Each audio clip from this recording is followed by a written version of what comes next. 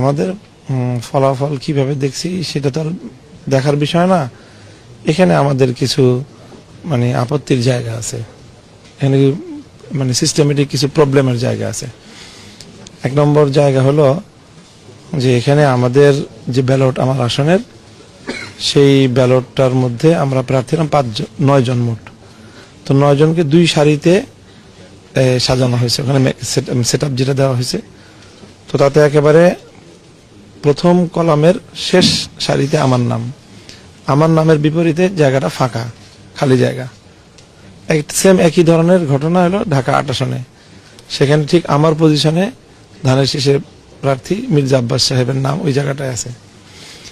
তো সেখানে আমাদের সামনের ঘরটা ফাঁকা থাকার কারণে অনেক ভোটার ভুলক্রমে হা না ভোটের মতোই মানে সামনের জায়গায় সিল দিয়ে দিয়েছে।